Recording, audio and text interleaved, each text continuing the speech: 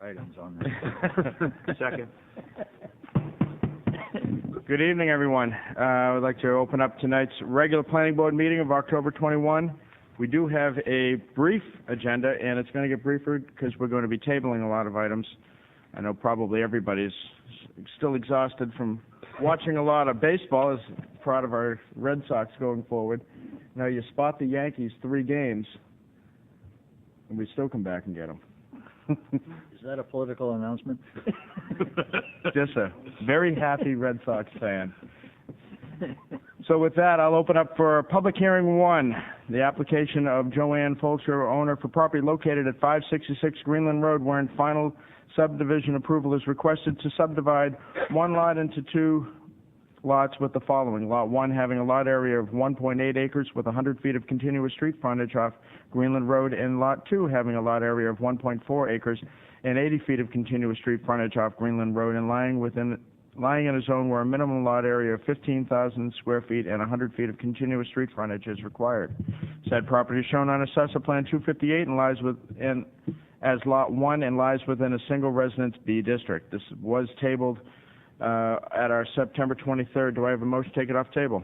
So moved. Second. It's been moved and seconded. And David? Attorney Peelich is here, but at this point the department would recommend that you table this to a time indefinite so that a application can be brought forward with plans, and we expect that that'll happen at your next meeting. But by tabling it to a time uncertain, it would allow abutters to be notified that this is the likely hearing date. There's no real problem with this application. It's just really getting the plans prepared. Also, David, we will file an amended application because as a result of the ZBA, it is actually now going to be 2 90-foot plus or minus lots. The ZBA indicated they would rather have each of the lots be 90 feet plus or minus rather than one being 100 and one being 80. So we'll file that. The plans have already been filed by John Shagnon, so we'll be here next month. Thank you. Okay. So the Second. Moved and seconded to a time uncertain. All those in favor? Aye. Any opposed? Chair votes aye. Moving on to B, the application of Michael R. Clark, owner for property located at 325 Little Harbor Road, wherein preliminary and final subdivision approval is requested to subdivide one lot into 2 lots having the following. Lot 1 having 175,550 square feet and 554.43 feet of continuous street frontage on Little Harbor Road, and Lot 2 having 287,292 square feet and 151.38 feet of continuous street frontage on Little Harbor Road, and lying in a zone where a minimum lot area of 1 acre and 150 feet of continuous street frontage is required. Said property is shown on Assessor Plan 204, has lots 5 and lies within a single residence A district. This was also tabled at our September 23rd. Do I have a motion to take it off table? So moved. Second. Moved and seconded to take it off table. All those in favor? Aye. Opposed? Chair votes aye. David? This application is also subject to ongoing negotiations with the city. The new application will be likely different than this one, so the department would again recommend that this one be tabled to a time indefinite so that when the new plan is prepared, we can conduct a new public hearing on it. That's correct. David has said it all, and we have no problem with it being tabled. So moved. Second.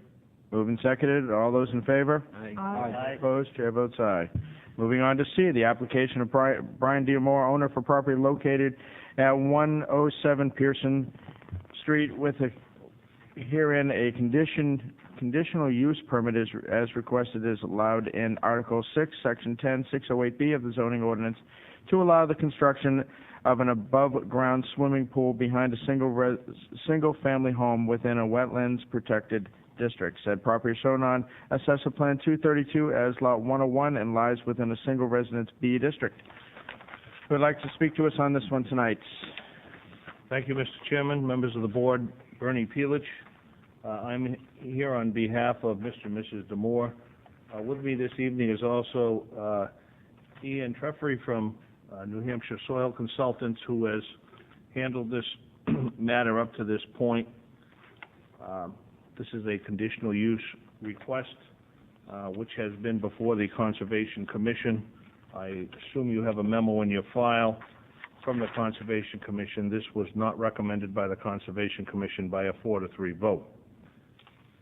This is an unfortunate situation where the landowner's parents, as a wedding gift, purchased for them an above-ground pool and handled all of the arrangements with the pool company with regard to the installation of the pool. It's not a pool that is something that would be put up and taken down every swimming season. It's a rather substantial investment of close to $10,000, and it is constructed on the site. And the reason it's constructed on the site was that while the Demores were on their honeymoon, the parents, unbeknownst to the parents, the Demores had talked to Peter Britz about the fact that they needed a conditional use permit. That never got to the pool company, and it was installed.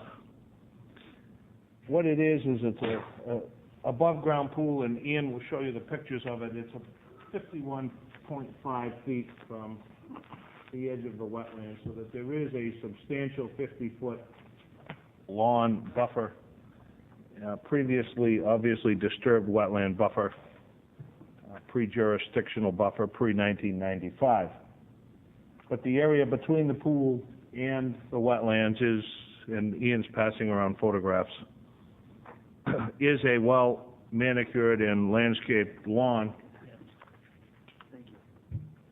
Ian has worked with Peter Britz because one of the concerns was how would this pool, when it needs to be drawn down in the winter, be drained, and where would this chlorinated water go? And they've worked out a method, and it's noted on the plans that it can only be drained into the city sewer system, so that the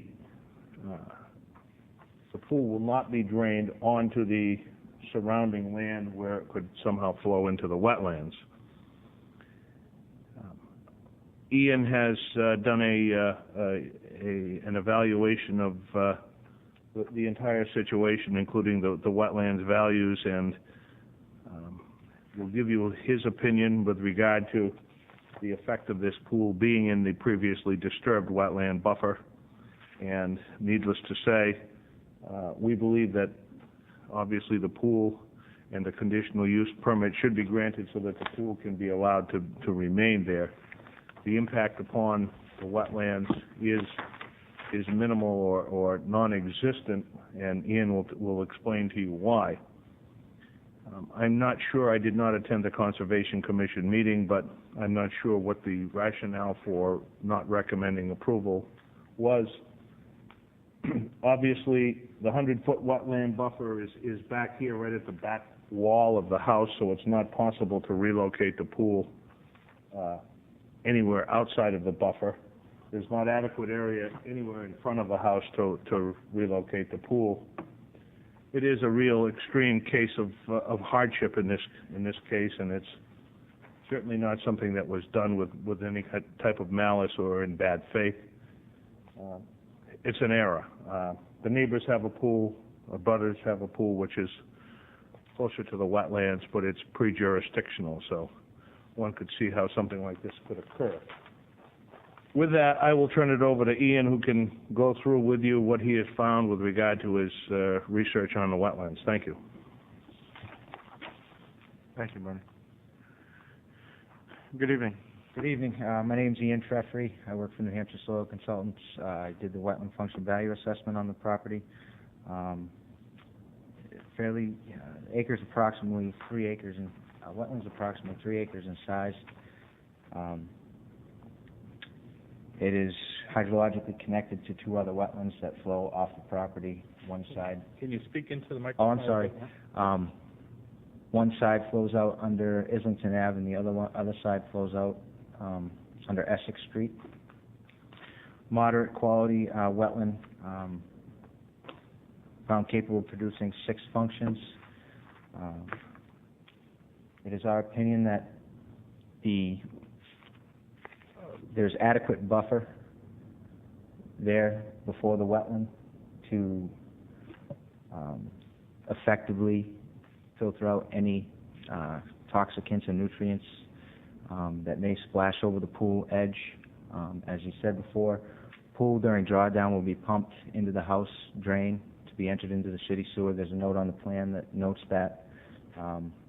We do have 50 feet of buffer. The client has offered to install shrub vegetation around the pool area to further enhance buffer capacity. I can go into the wetland function value assessment in more detail if you'd like. Yeah, if you could just a little more detail on it. Yeah. Basically, we have a multiple wetland class wetland, emergent vegetation, emergent wetland system that is permanently flooded in the center of the wetland complex that is bordered by both a scrub shrub and forested wetland boundary, approximately 60 to 80 feet, the best I can tell. It is found capable of providing minimal groundwater recharge. However, the soils do not exhibit, they have a low permeability rate, so that function is limited based on soil characteristics. The wetland does have minor discharge of surface flows into other wetland areas, as I said before, that go into Islington Ave and Essex Ave. It was found capable of providing flood flow alteration. There is a slight basin behind the property surrounded by residential development that catches all the immediate surface water runoff. Not principal, however, because it's not associated with, it doesn't have any inputs other than surface water in the shallow groundwater table. Said tox retention was found capable. The vegetation, the cattail, is very effective in trapping, retaining, and utilizing excess nutrients, toxicants, and retaining any sediments that enter the wetland. There is adequate forested wetland and scrub shrub wetland previous to reaching the emergent, and mowed lawn up into the wetland edge. Nutrient removal for the same reasons. It was found capable of providing nutrient removal for the same reasons as sediment toxicant retention. Production export. Production within the wetland is high within the emergent portions.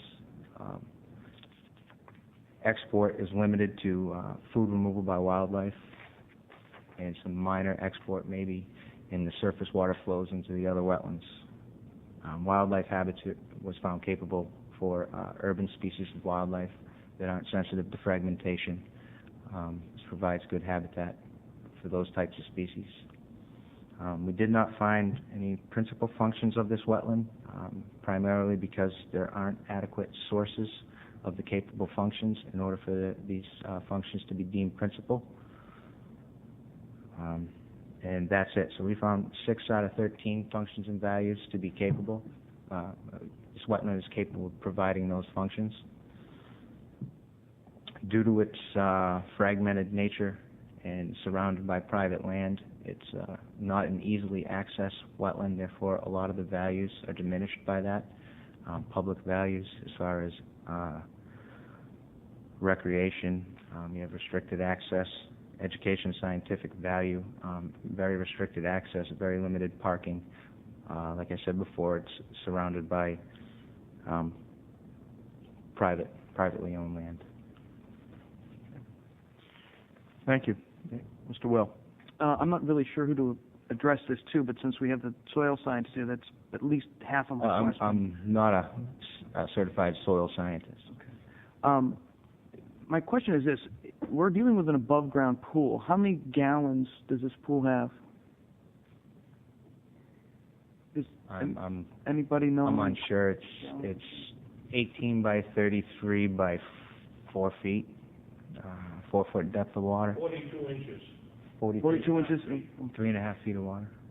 Let me get to my concern directly. Okay. Yep. I don't have an above-ground pool. I don't know what the structures work like or anything. A below-ground pool, it's pretty simple. It's in the ground, and if something happens or there's a leak, it goes directly into the ground. My concern is that I know that chlorine cleans the water that I drink, and I know I don't want to be drinking pool water because there's too much chlorine in it.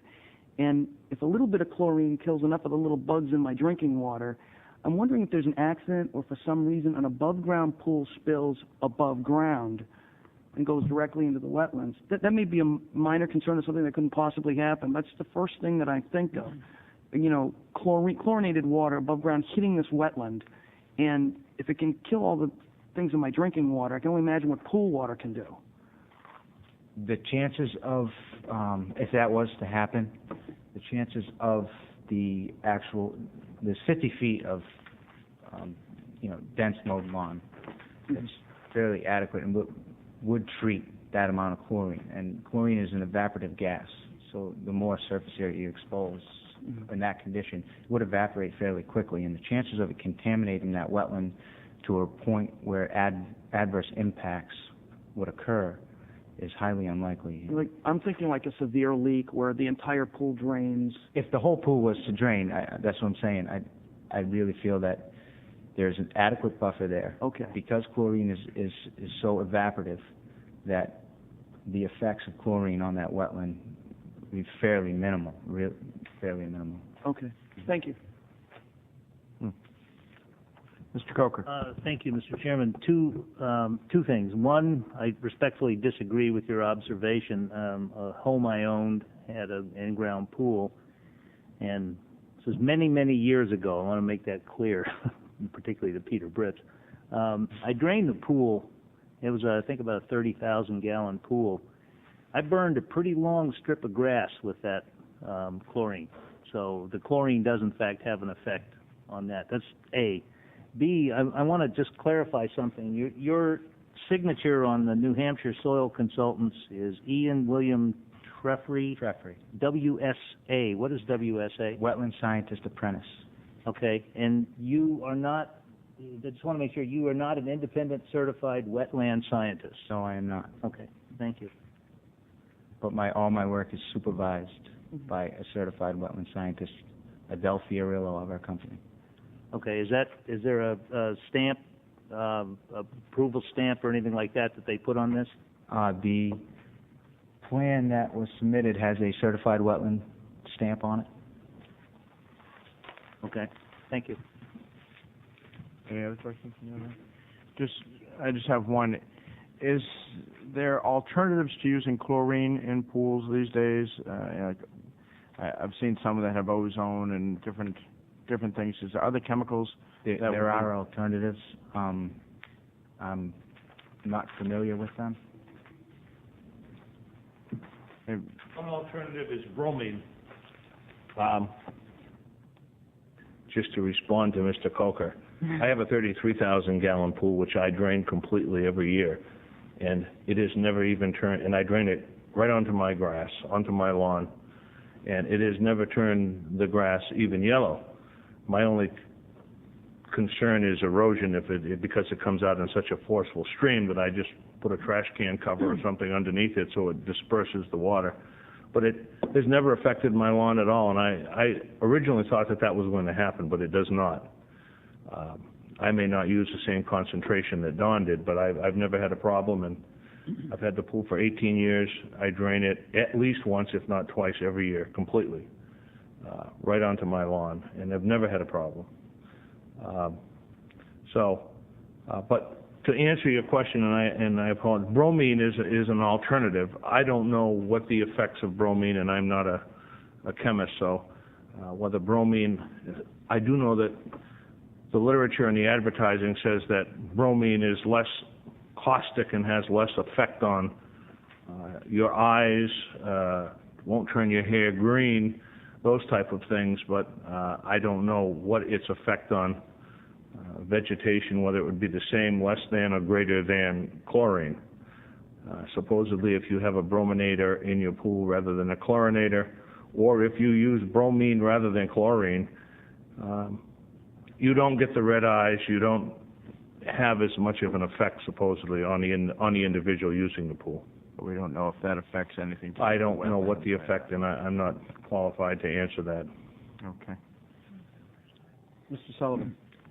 What Mr. Peeler said is absolutely correct. Bromine does not break down as quickly as chlorine does, and as he said, they're both gases, and they will evaporate into the air very quickly.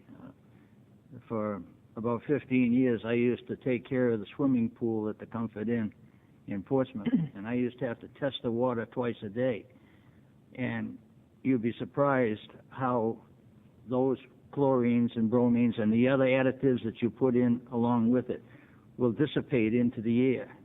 And if you leave it there 3 or 4 days without putting the chemicals in, then You have none. it's ineffective. You'd have other things growing in your water and so forth. So it's not a hazard to anything in that particular state. Okay. They have equipment today that you put the equipment into a canister, and it is monitored out of the canister and into the pool as it's needed. So it's controlled very very closely. Best example is if you go to when I had my kids were young, you buy an aquarium and you fill it up with tap water from the city of Portsmouth. If you put the fish in, and immediately they're going to be belly up within a matter of hours. But if you read the instructions, if you wait 24 hours, there's no chlorine left in the water. It'll evaporate out. So I can attest to the fact that it does evaporate real quick. And I can attest to the fact that the fish do go belly up. Was there any grading and filling as part of the pool construction? There was some leveling done, and the pictures that you see, just to level, they took whatever spoils they removed in the leveling, and they left it on the downside of the pool. And there's not a great slope, so any water that does, if the kids splash water over the top of the pool, it's not the grade as such. As you can see from the topo, it's like I said, we don't have we do have a topo. It's flat, and it's going to take a long time to get to the wetlands if it ever does. If it doesn't permeate into the soil before it gets to the wetlands. But yes, what grading was done is what materials were removed are now on the perimeter, and that's what they propose to use for creating a shrub berm basically around that side of the pool, which will also enhance the buffer. Okay. And just a follow-up question to that, if I can. One of the things we're concerned about in the buffer is impermeable surfaces being created. So what's the square footage of the pool and any decking also that might create an impermeable surface?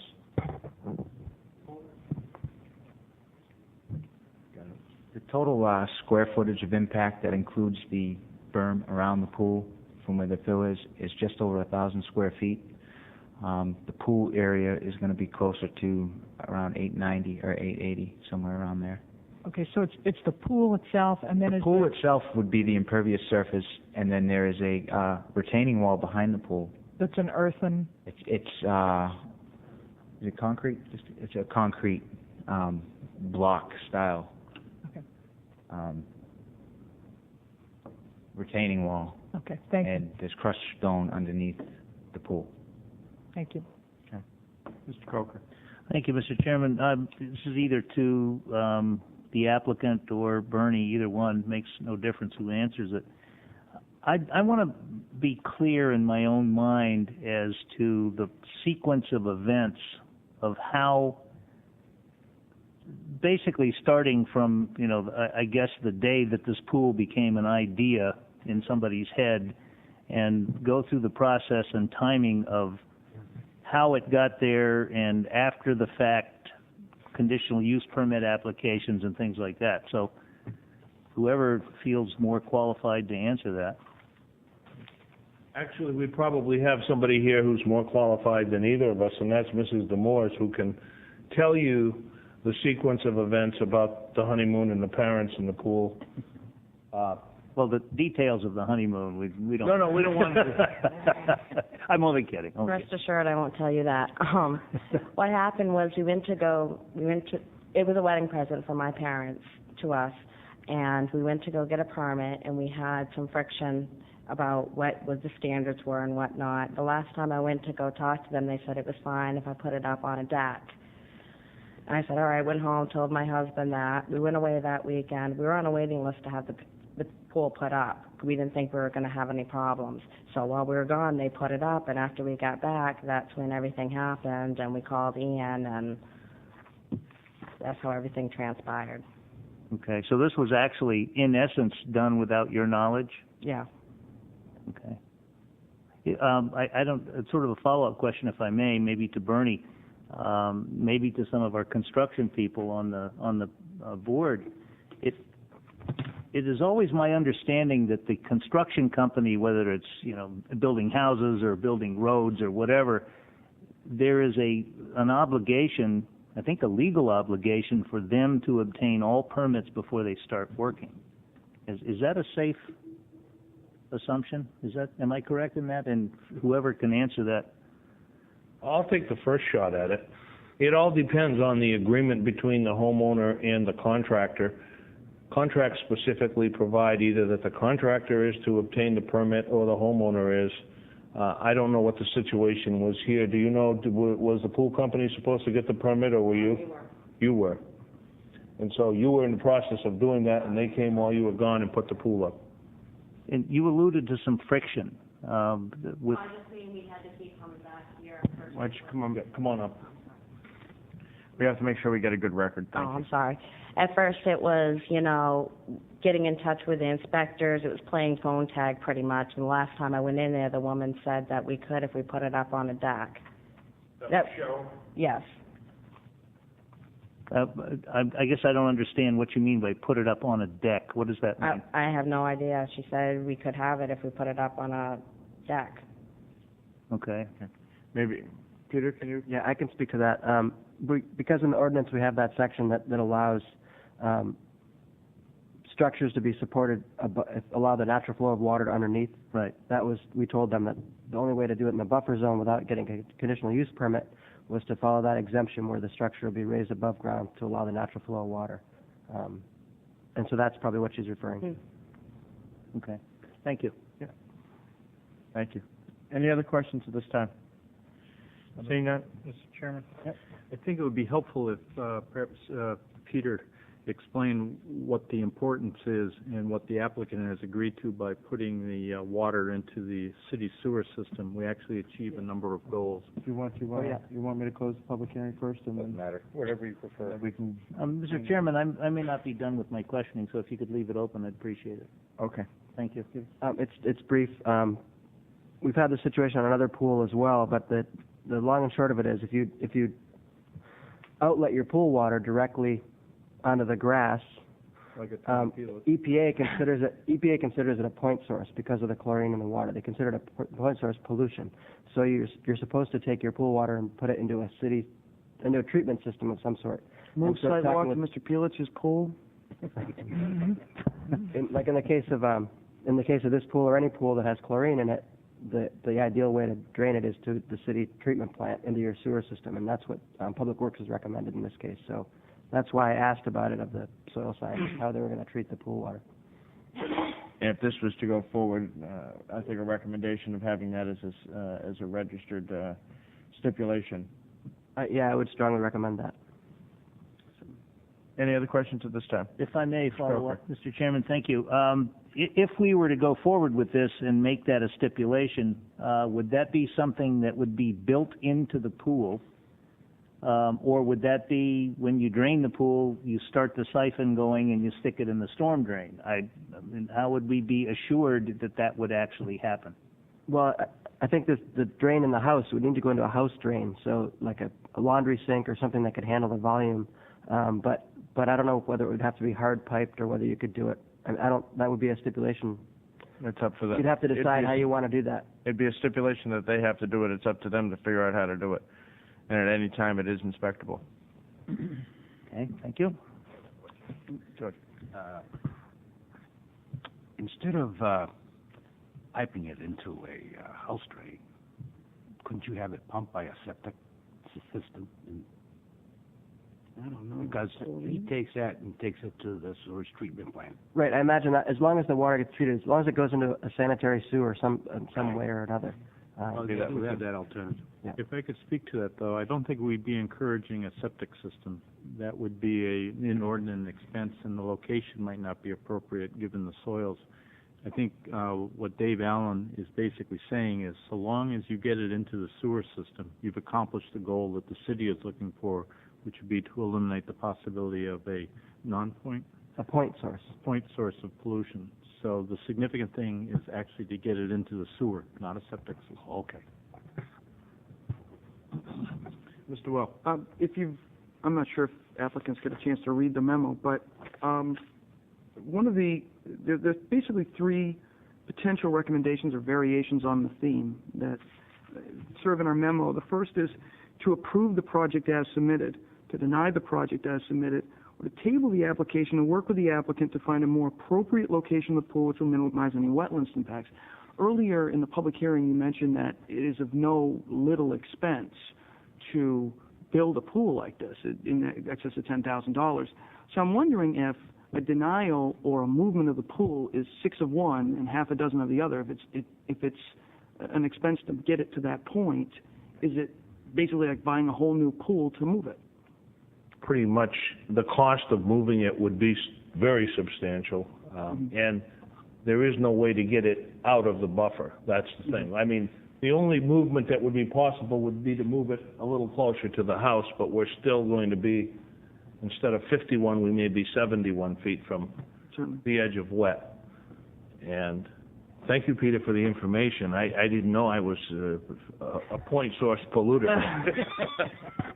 Draining the pool is not a problem. I hook a garden hose to my sump pump and pump it onto the lawn. I'll now put the garden hose into my sink or basement sink or whatever. But that's what would have to happen here rather than hard piping. It's simply hooking a sump pump up to a garden hose and pumping it over a period of time into the drain, not the storm drain, because we have separation, so into the sewer system. Yes. I don't know if you're ready to close the public hearing. I'll address this now. I think the department is prepared to indicate to you that there are a lot of pluses in a tough situation here. There was communication between the applicant. I think they were heading in one direction, and then something else happened. But the important thing is to get it into the sewer. My suggestion would be that if you're interested in considering this request in a favorable matter, that you consider putting some sort of condition on this so that we can ensure that future owners of the property are aware of the obligation. That obligation would be eliminated if the pool is gone. And perhaps another suggestion might be that DPW be contacted to ensure that the drainage of the pool is done in accordance with their standards. And I'm sure eventually something that is semi-permanent or possible could be worked out that way. Yeah, I think it definitely should be registered for future owners and Rockingham registered deeds, so that we always have, we'll know for future owners, always have that, know that stipulation. Are there any other questions to the applicant from the board? If not, I'm going to ask, is there anyone in the public who would like to speak to, for, or against this application at this time? Anyone in the public, to, for, or against? Third time, seeing no one rise, I'm going to close the public hearing. I will move the recommendation made by Dave Holden, given that the city's concern about the water would be allayed if it was pumped into the sewer system, as has been suggested. I'm not clear on your motion. I'm moving that we allow the project, or allow it to remain In its location? in its location with the stipulation registered as indicated by the chair in discussion, that the pumping of the water be done such that the water goes into our treated sewer system. I'll second it for purposes of discussion, but for the record, I'll be voting against it. Okay, it's been moved and seconded. Discussion on the motion. Does the maker of the motion like to discuss first? No? Okay. I could seek clarification on it at some point. My motion? Yeah. Okay. Now's a good time. I'm assuming that what you're saying by that is that there would be a filing in the registry indicating that this obligation exists. I am, and I would want it to be in chain of title. Yeah. And the second would be that the Department of Public Works would be notified to work with them on coming up with a permanent or a practice for connecting to the sewer system for the water. Referencing your recommendation, I would include that as well. Okay. Mr. Ricci.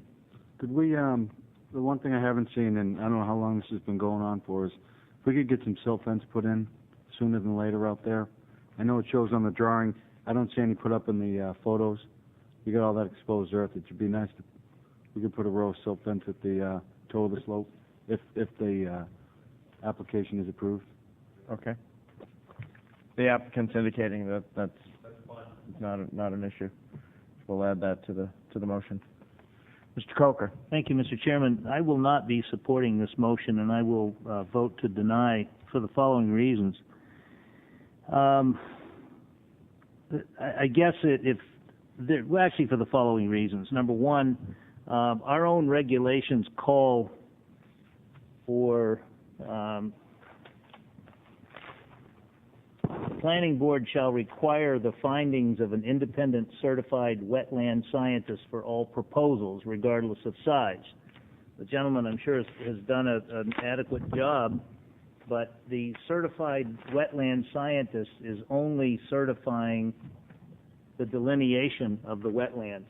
He's not certifying any of the attributes of the wetlands. That's A. And B, it seems to me that, and this is why I hate this job. I really do. But we have rules, we have regulations, we have to follow them. In my opinion, it is the responsibility of the applicant to notify the construction company in lieu of a verbal or a contract with the construction company. It is incumbent upon the applicant to notify the construction company, we don't have the permits yet. Don't start. So the error was on the applicant's part, not on the construction company, not on anyone else's part.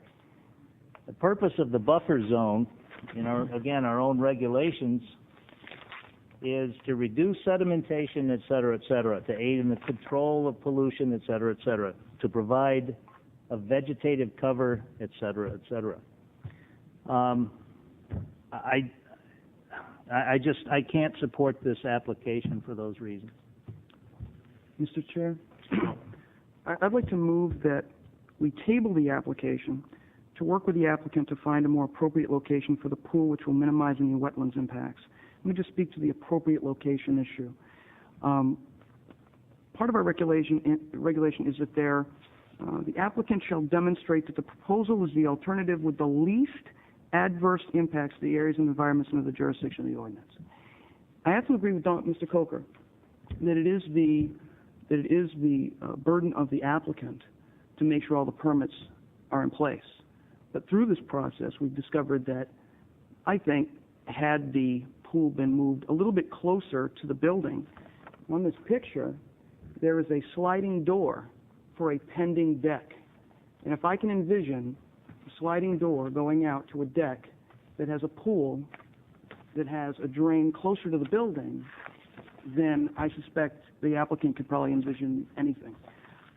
I don't think an out-and-out denial is proper here. I think that tabling this, allowing it to move closer to the building, away from the wetlands buffer, is a better choice.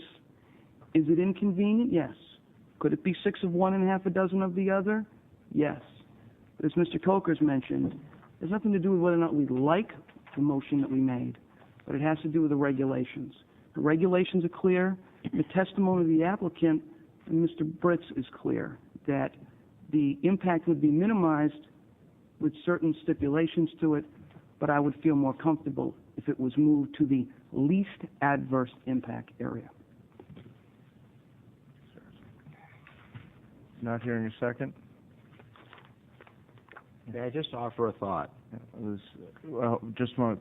I don't hear a second on the tabling motion. Well, I can always bring up a tabling motion later if need be. That's the wonderful thing about tabling motions. Do we need a second for discussion purposes? Well, there isn't any. There is no wasn't second, a second, so there is no motion. Wants to have a thought. So. Council Perrine. Never mind. Okay, there is a motion on the table for approval. Well, actually, I have a question for Mr. Holden, actually,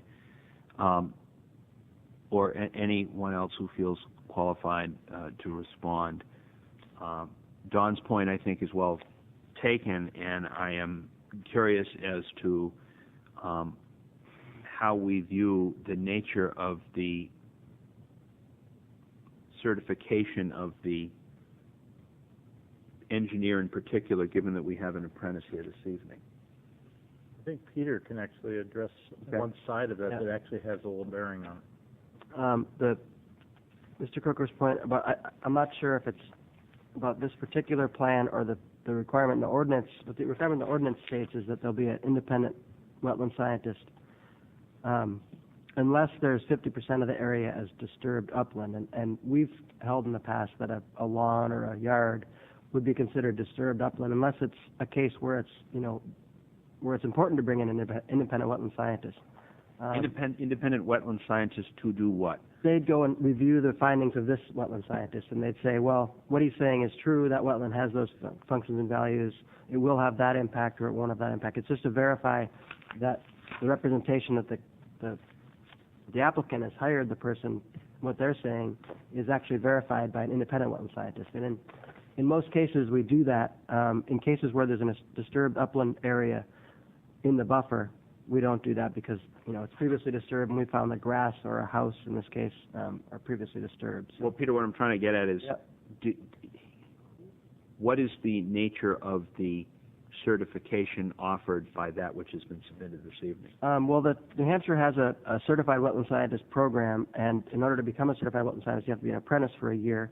And obviously, someone oversaw Ian's plans and stamped them, so I don't have an issue with it in terms of that being. What I mean is, where the plans have been stamped, Mm-hmm. included within the ambit of that stamp is certification that there is no concern with respect to the qualifications of the project for wastewater purposes or going into the wetland. I mean, I guess I'm asking you to tell me, because you know better than I do. I would say yes. There are no concerns.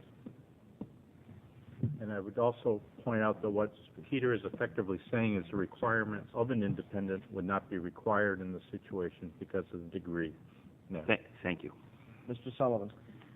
Yes, I would also feel that while a gentleman is an apprentice, he did sign his report under the heading of New Hampshire Soil Consultants, and I assume that New Hampshire Soil Consultants approved your report before you submitted it to the city of Portsmouth, and that they have qualified individuals that would also pass over your work while you're working under their supervision. Is that correct? That is correct.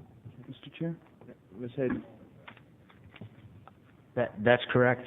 All of my work is reviewed by Adele Fiorillo, who is a certified wetland scientist and marine biologist. Thank you. And if I could add, in regards to the project, I will be voting for the recommendation this evening because just a couple of years ago, you know, this board voted and approved to allow a large house to be constructed on the other side of this property, which is on Islington Street, in between John and Barbara Patterson and their son, Thomas Patterson.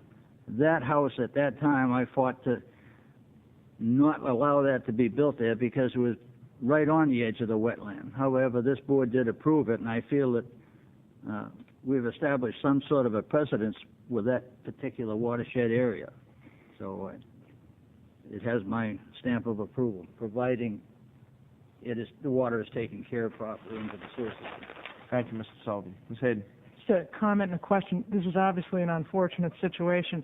My concern would be that what the Conservation Commission's was, which is this incremental encroachment within the buffer area. I think if this was coming before us and hadn't been constructed yet, the discussion would be much different. And I think the Conservation Commission's concern is a valid one, and it's coming to us without their vote of positive support. However, having said that...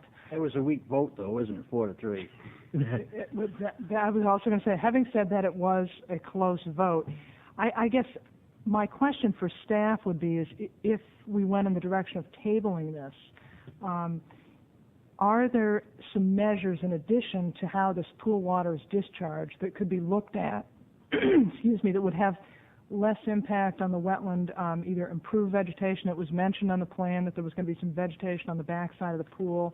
I don't see that on the plan. I don't know what that would be and how it would help. But if staff can tell us, is there something else that would be worthwhile to work with the applicant to best protect this resource? Yeah, I can speak to that a little bit. Yeah, there could be a little bit. Oh, sorry. No, please. I guess the fact that it's unfortunate that it's after the fact, and the concern I would have in trying to relocate the pool would be that you would create more disturbance and the erosion to the wetland, that's been alluded to, would be increased. There could be some plantings done, though, to make that area behind the pool, between the pool and the wetland, more of a natural area that will absorb more water into the ground, which would improve the functions and value score on the wetland if the applicant's agreeable with something like that, like a different planting mix or seed mix or something that I'm sure Ian could even recommend as a stipulation without having to go through the process of, recreating the wheel. Peter, in fact, Ian and Cindy, I'm sorry, I don't mean to interrupt, but Ian has indicated that another mitigation method or another way to enhance the buffer would be not only this planting, but to do plantings along the edge of the wet of some type of a buffer or a shrub, scrub. Ian, why don't you explain what you were saying to me? Essentially, it'd be the same idea as planting outside of the pool. You're just adding more vegetation as a natural barrier, a protective barrier to the wetland. So not only plant shrubs on the downslope side, fairly heavy, adjacent to the pool, where most of the splash will be occurring, but also enhance the edge of the wetland and portions of the wetland with wetland vegetation that are effective nutrient absorbers and trappers of sediment. So a mix of shrub and emergent vegetation, either applied through seed, plugs, bare root, whatever works best and is financially sound. Okay. Ms. Hayden, you want to respond? And I guess I would just ask the board, either we add that as a stipulation or we do consider tabling this and work with the applicant directly to achieve what we want to achieve to protect the resource, whatever the board's pleasure. I would be comfortable to add to my motion, if I can get a second, that stipulation be added rather than added and That's agreeable to the second of the original motion. Work with staff. That is agreeable to the second of the original motion. If I could suggest, perhaps that revised plan could be reviewed by Peter Britz for a peer review. Also included within my... Yes. It's agreeable to agreeable to the that second. Is agreeable to the Thank second. you, Ms. Hayden. Just one quick follow-up, because what I don't want to do as a board is send a message to the community. It's okay to do whatever in the buffer zone. Just do it, tell us later, and we'll just roll over on it. I was going to bring that up. Which is Will. exactly what I'm going to bring up right now. Would it be permitted if I ask Ms. DeMore a question? Yes. Yeah, we just need it for the record. Ms. DeMore, who actually made the arrangements and scheduled the pool to be installed? My husband. Okay. And he set the time and date for that installation. We didn't know whenever there was going to be some good weather because the summer was bad, and I guess they had a lot of people, so they couldn't pinpoint a date that they could be there. So you had a range of dates or a single date? We didn't have a single date. They just said whenever they were available. And they do this with the assumption that you have the permits in hand when they make this arrangement. That is in the contract. Mm-hmm. Okay. Thank you.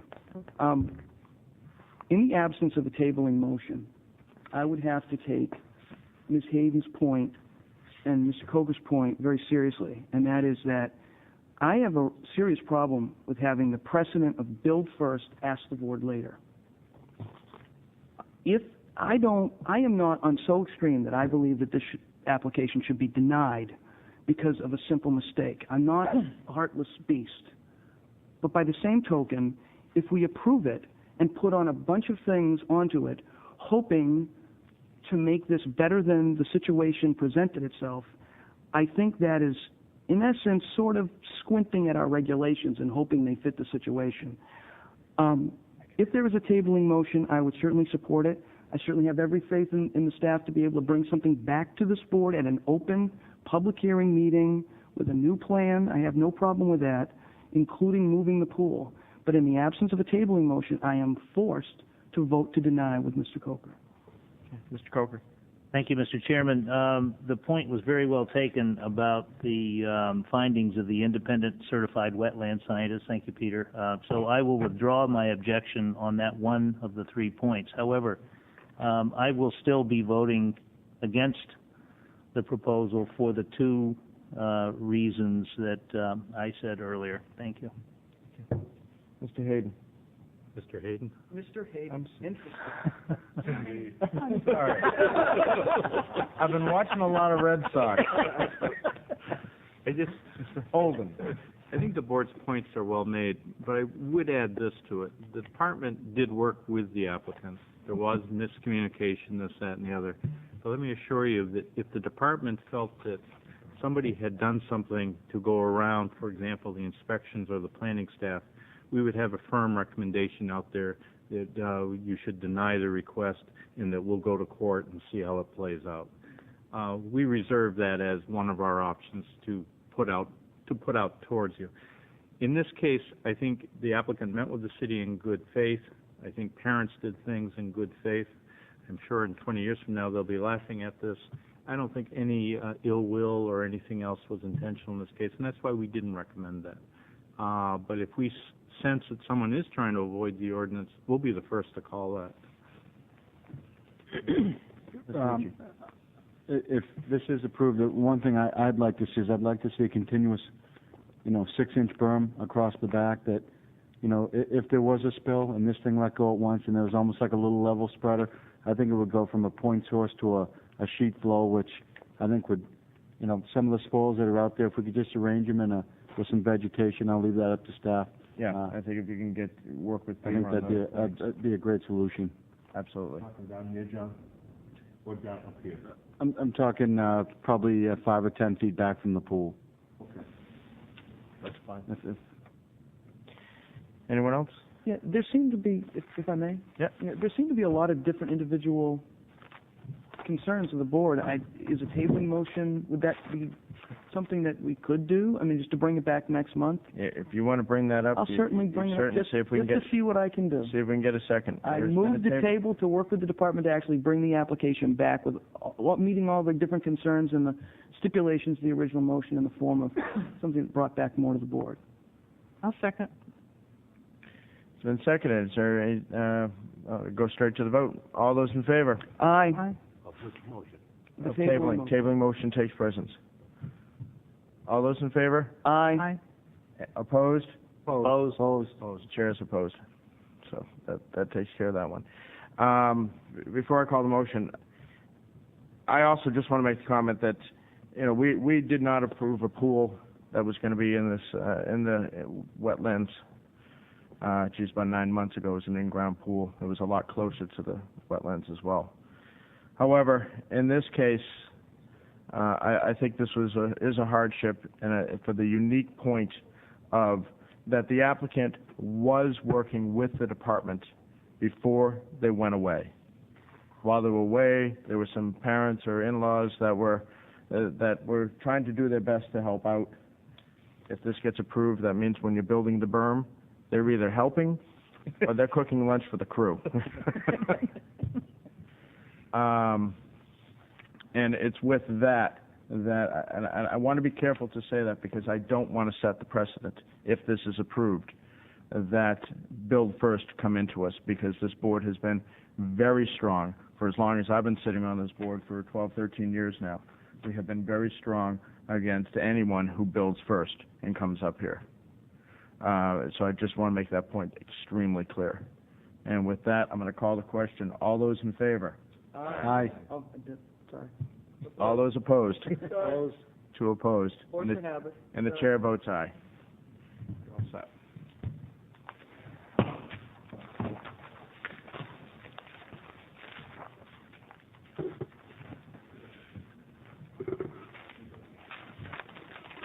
Okay. Moving on to D, the application of the Egan Family Trust owner and API of New Hampshire applicant for property located at 50 Campus Drive, when site plan approval is requested to construct a 108.4 foot by 111 foot, 12,032 square foot, one-story addition to an existing structure with related paving, utilities, landscaping, drainage, and associated site improvements. Said property shown on Assessor Plan 267 as lots 23 and lies within an industrial district. I don't know if I want to hear from you. This I've been one up is here for this also, long. You haven't invited me to your pool? This one is also going to have to be tabled As a result of a meeting that David Holden and Peter Britz and myself and our wetlands scientist, Mark West, had yesterday afternoon, we ended up walking the site. The issue here is whether or not a man-made structure or a drainage structure exists on the property. And Mr. West, Mark West, is in the process of putting together a report for Peter. So we have no problem with this being tabled until next month so that we can assess whether or not a conditional use permit is going to be required. Okay, thank you. Is there a So moved. second? Moving second to table to next meeting, Bernie, or uncertain? Next meeting will be fine, I believe. Next Yeah, meeting? that'd be all right. Next meeting. All those in favor? Mr. Chairman, Yes. could you note for the record that I will be abstaining from this as I may be recused from this, and so I will not be voting on the tabling motion. That's ET 18. Understandable, thank you. And the tabling motion will be to our regular meeting of the 18th. Understood. All those in favor? Aye. Any opposed? Chair votes aye. Okay, moving on to City Council referrals and requests. A, the City Council proposes change to the city zoning map. David? Thank you, Mr. Chair. This is a referral from the City Council. We have a brief memorandum from the department. We've also handed out some exhibits that were prepared when this was originally considered as part of your initial work session on the draft land use map. My understanding is Attorney Peelich may wish to speak to you about one of the properties. What the department is recommending that you report back to the City Council is that as this is already a part of your master plan planning process, that you will keep your options open on this through the public hearings that are required for the master plan, and that the council will receive an official report by virtue of the draft master plan. Understood. Mr. Pillage, would you like to speak to us? Actually, Mr. Chairman, given the fact that my only concern was that there will be ample opportunity during the master plan public hearings to address these particular, I think it's 2 areas of the zoning map, then I will, make my comments at that point in time. Okay. Thank you. Thank you. What we need from the board would be, is that the type of report that you wish us to submit? What is your pleasure, Board? I'd like to make a motion that we withhold or hold off on an official report back to the council until we complete the master planning process. You've already looked at these 2 properties, and I think we should complete these along with the others as we look at future land use. So I would say make the report pending completion of the master plan. Second. Been moving second, Mr. Sutton. And I assume that the City Council will be so informed of this matter. Absolutely, there'll be a report. Councilor Free. I'm confused as I saw Bernie up on this one. Bernie, were you speaking with regard to 871 Islington? Or was this just regarding Roman number 3A? Speaking with regard to the rezoning. Okay. I'll be up on 871 after. No, I'm fine. Never mind. Thank you. Well, and if, just a reminder to the board, I think we even discussed that when we were in our work session about these particular ones, if we want to do them early, and we decided that we're going to hold off. So with that, I'm going to call the question. All those in favor? Aye. Any opposed? Chair votes aye. For the report. Thank you. Thank you. Okay, moving on to B. City Council referral request to accept Moffett Street as a city street. I don't want to steal Bernie's thunder. Mr. Pillage. What thunder? Moffett Street. We're going to ask that be tabled also. It's all built. Everything looks fine. Hopefully you've been out there to look at it. It's actually came out very nice, and this is one of the cases where the planning board waived the pavement requirement by 2 feet, and I think it made a big difference for 2 house lots. But the only holdup is we're waiting for an as-built plan. John Shagnon is doing the as-built plan to submit to Eric Weinrib at Altus, who is the city's engineer, to make sure everything is built to specs. John indicated to me yesterday that it should be done next week, so hopefully we'll be ready to come back before you in November, and hopefully it doesn't snow between now and then.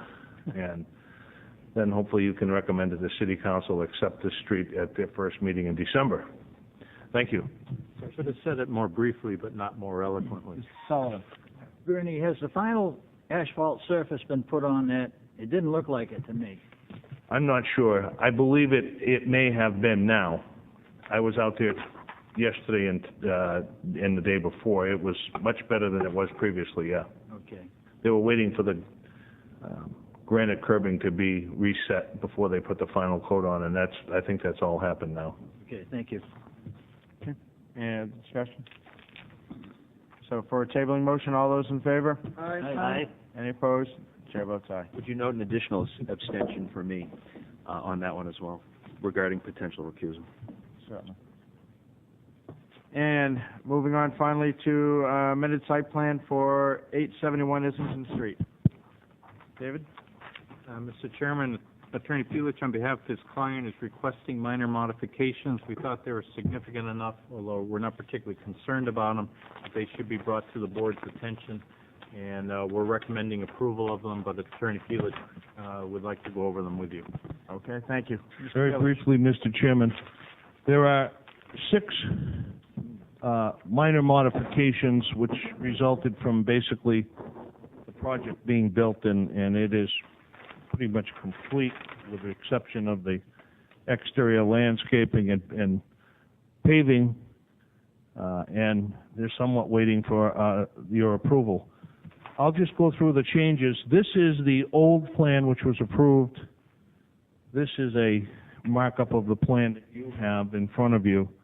The first change is that the handicap ramp, which we originally showed in this location, it's marked in red here, has been eliminated because the handicap parking spaces which were here are now being moved to this location.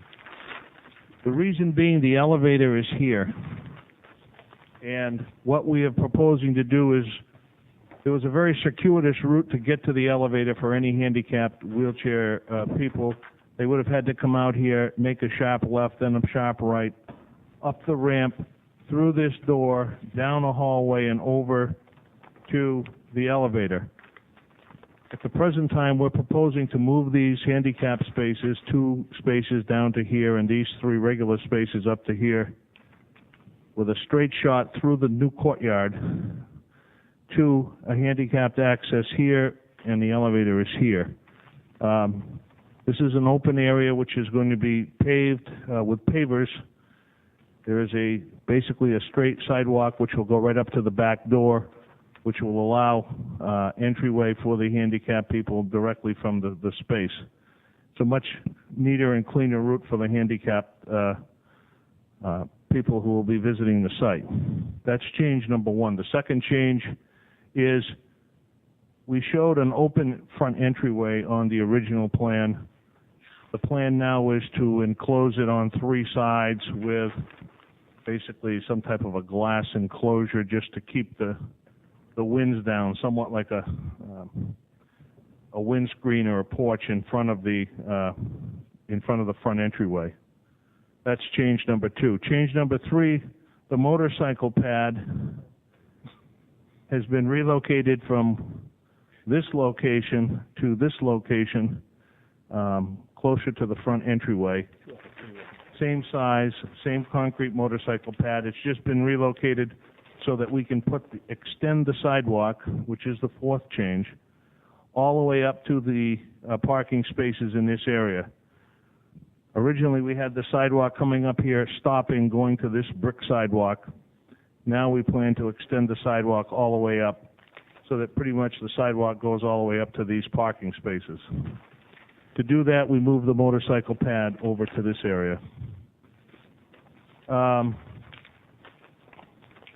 The abutter asked us to remove this curbing here to facilitate site drainage.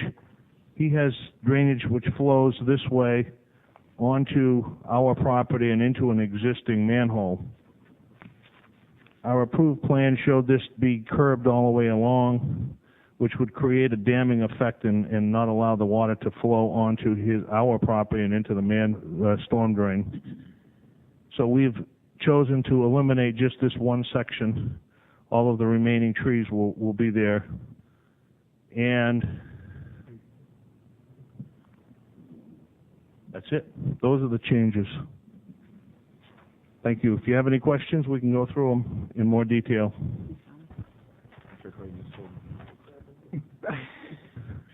Attorney. Just a question on the new location for the ADA ramp, what the materials are going to be. As I look at this, it looks like the striped area that's between the two ADA spaces. From there, you cross a depressed granite curb, I guess. Then you go on to brick. Then you go on to concrete, and then you go into the building. Yes. I guess my only question would be for the ramp itself and the flared sides, wouldn't it make sense to have that be all concrete? Yeah, I would, I agree with you. And if that's something that, we can work on that whole specification either with somebody from planning, if you'd like, or with Rick Hopley or whoever you think is most appropriate, so that the entire route from here to here is the least obstructive, let's put it that way. Right. I mean, I think it's just a simple material change to facilitate the most accessible material on its surface. And just a second question while I've got you. With taking out that curbing, are you putting curb stops at the end of those spaces, or what's going to be there? Yeah, I think that's a good idea. Curb stop would probably be where there's no curbing there at all, no problem. Concrete curb stop. Yep. Concrete? Sounds good. Or granite. Granite. Granite curb stop? Aren't the rest of the curbing granite? Yes, it is. Yeah. You're still trying for that concrete.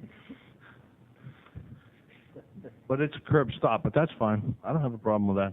Thank you, Brian. All right. Granite is... I'm sure we can find some old granite around somewhere there on that site. Is there anyone else? Questions? If not, what is your pleasure, board, on these changes as well as the amendments that Ms. Hayden has put up? So moved, Mr. Chairman. Moved and seconded? Mr. Chair, I'm going to have to abstain from this as I was living 2 doors down at the time, so now I'm not, but I can't, if I'm abstaining from that application, I have to abstain from any amendments. Okay. Anyone else? If not, I'll call the question. All those in favor? Aye. Any opposed? Chair votes aye. Thank you. And finally? We have I guess the only progress report we'd give you at this point is that the city's master plan consultant is working on the next draft, and we should have it. But at this point, we don't have to schedule a work session with you, although we expect to be in contact with you shortly. Okay. Then with that, I call the question for adjournment. So moved. One second. Second. All in favor? Aye. You can get out early and there's no... Good night. Go Sox. This is nap time.